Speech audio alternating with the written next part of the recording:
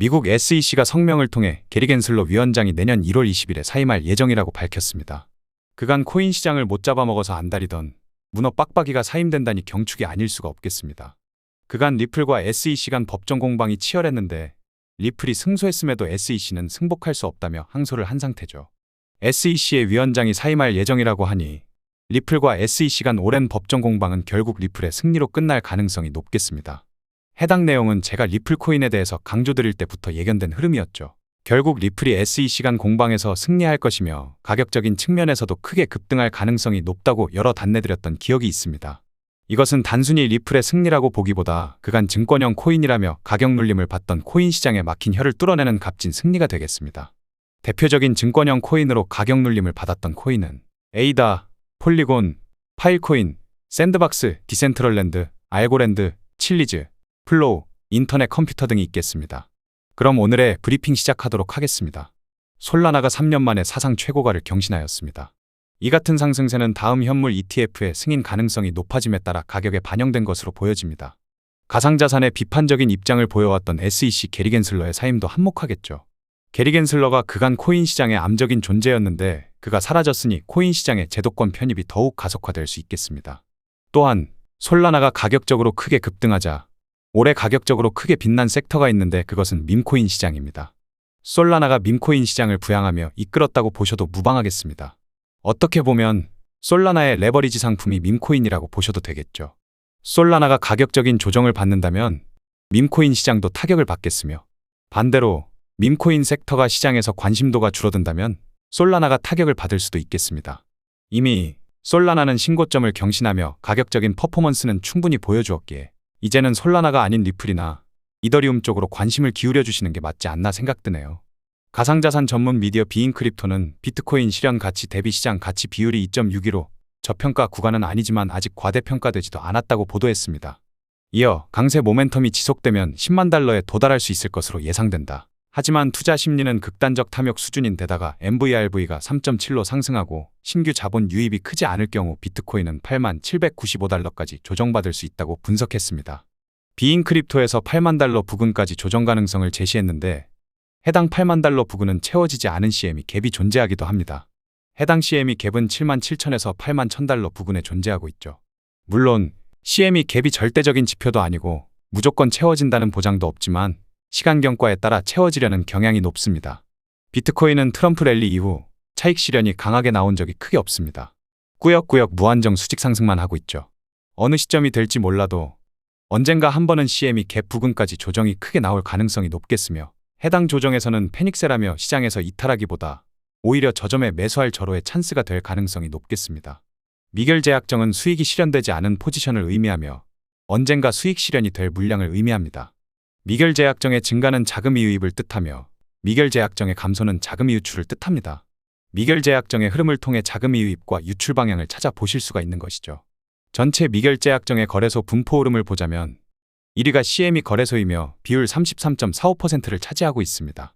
2위는 바이낸스 거래소이며 비율 18.92%를 차지하고 있습니다. 3위는 바이비트 거래소이며 비율 13.28%를 차지하고 있습니다. 제가 브리핑을 올릴 때마다 각 거래소의 점유율을 올려드리고 있는데 CME 거래소는 점유율 20%에서 조금씩 상승하더니 벌써 33.45%의 점유율을 차지하고 있습니다. 불과 얼마 전에 점유율 30%를 돌파했다고 CME 거래소의 움직임이 수상하다고 안내드렸는데 그 이후 조금씩 상승하더니 이제는 점유율이 33.45%를 차지하고 있네요. CME 거래소는 대부분 기관에서 움직이기 때문에 이제 코인 시장은 개인이 아닌 기관이 주도하고 있다고 봐야겠죠. 미결 제약정이 역대급으로 쌓여 있는데 도대체 언제 차익 실현을 하려는지 비트코인은 10만 달러를 정말 눈앞에 두고 있습니다. 해당 미결 제약정이 한번 터지기 시작하면 단순히 몇천 불 수준이 아니라 몇만 불씩 움직일 가능성이 높겠으며 어떠한 대불장이든 한두 번은 꼭 몇만 불 이상의 조정과 움직임이 나와주었습니다. 제가 무당이 아니기 때문에 언제 어느 날 나올 것이다 콕 집어서 안내드릴 수는 없겠지만 지금은 충분히 시장이 과열되었으며 언제 조정이 나와도 이상하지 않겠습니다. 그럼 알트코인은 어떻게 되는 것인가? 고인물이신 분들은 대부분 아실 테지만 비트코인의 차익 실현을 통한 빅조정 이후 비트코인에게만 쏠려있던 자금이 알트코인 쪽으로 분배가 될 것입니다. 초보자분들은 이해가 안 가실 수도 있는데 오히려 비트코인의 빅조정이 알트코인의 불장을 견인하는 신호탄이 될 수가 있다는 뜻이죠. 세상만사가 그렇듯 너무 과하면 안 되는 법입니다. 지금은 너무 비트코인만 독주하고 있기에 알트코인에게도 기회를 주려면 비트코인의 쉬어감이 필요하며 그러한 쉬어감은 알트코인의 숨통을 열어주게 될 것입니다. 해당 자료는 CME 선물거래소의 각 월별 거래량입니다. CME 거래소에서 거래량이 다시 한번 대폭발 증가하였는데 CME 거래소에서 거래량이 폭발적으로 증가할 때마다 비트코인의 가격이 크게 급등하고 있습니다.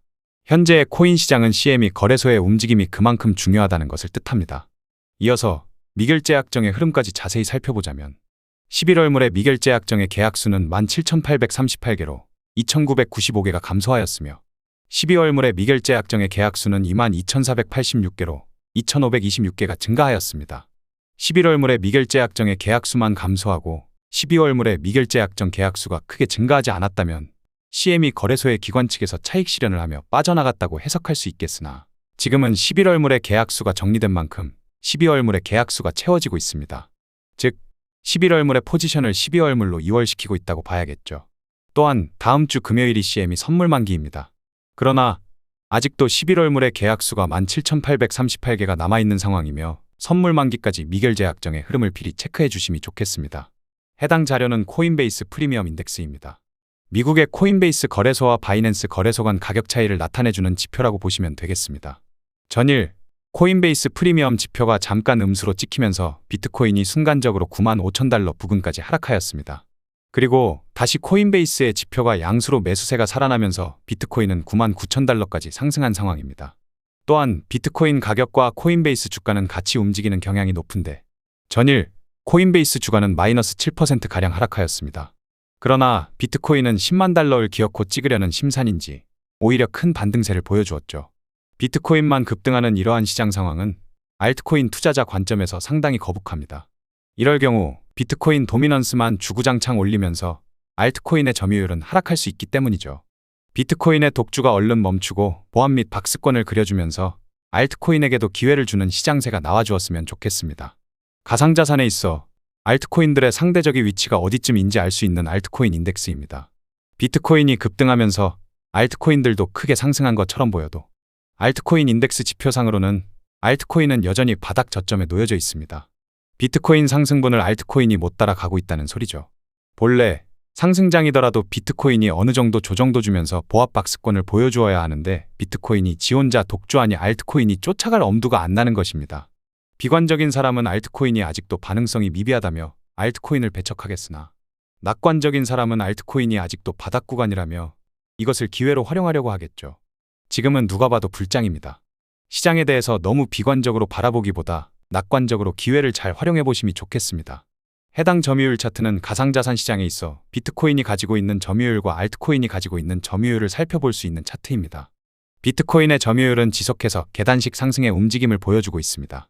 시장의 주도권을 비트코인이 꽉 잡고 있다는 소리죠. 이럴 경우 알트코인은 숨통이 막히게 됩니다. 즉 비트코인의 상승분을 쫓아가지 못함을 의미하며 비실비실할 수가 있다는 소리입니다. 그러나 비트코인 점유율이 무한히 상승할 수가 있을까요? 언젠가는 해당 계단식 상승의 끝이 다가오겠죠.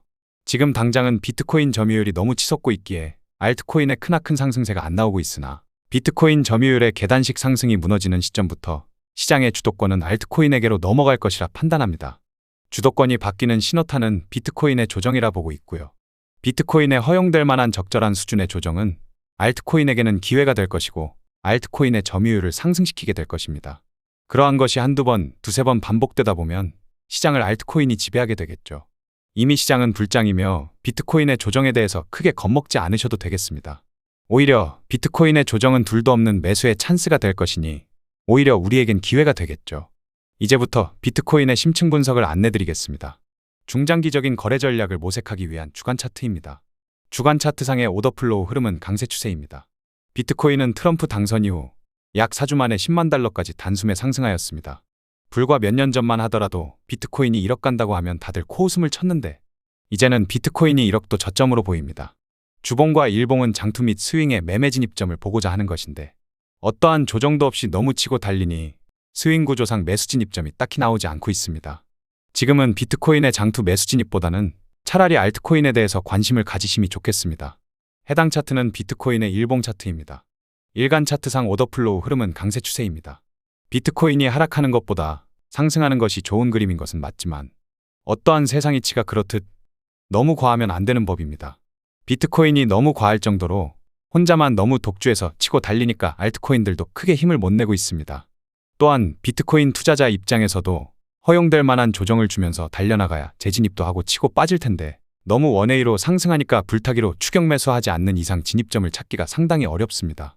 따라서 지금은 장투 및 스윙 구조상 매수 진입점은 찾기가 어려운 상황이며 비트코인의 장투 및 스윙 진입을 하시기보다 알트코인 쪽으로 눈을 돌려 매매 진입점을 찾는 게 효율적이겠습니다. 해당 차트는 비트코인의 4시간봉 차트입니다. 4시간봉상 오더플로우 흐름은 강세 추세입니다. 비트코인은 심리적인 저항 레벨이라 볼 수 있는 10만 달러에 거의 도달되었습니다. CME 거래소에서는 이미 벌써 10만 달러를 찍었으나 글로벌 거래소는 아직 9만 9,500달러 부근에서 머물고 있는 모습입니다. 비트코인이 이제 그만 독주하고 한번 쉬어가면 좋을 텐데 혼자만 너무 치고 달리니 비트코인을 재진입하기도 애매하고 알트코인의 반응성은 또 아쉽고 비트코인의 독주가 멈춰주길 바랄 뿐입니다. 4시간 봉상 비트코인을 매수 진입을 하려고 해도 하방으로 딱히 매물대가 없습니다. 매물대를 쌓으면서 상승한 게 아니라 그냥 원웨이로 바로 상승했기에 지지 매물대가 약한 상황이죠. 따라서 조정이 나와봐야 지지 레벨이 어딘지 판단이 가능하겠습니다. 금일의 주요한 유동성 가격대를 확인해 보겠습니다. 우리가 유동성을 확인하는 이유는 무엇일까요? 세력은 결국 유동성을 목표로 움직이게 됩니다. 시장 참여자들의 주문 오더가 밀집한 영역을 찾아 사냥에 나서는 것이죠. 따라서 우리는 유동성 이끌림 방향을 캐치하는 것이 중요합니다. 일간 매수층 유동성은 해소되었으며 주간 매수층 유동성도 해소되었습니다.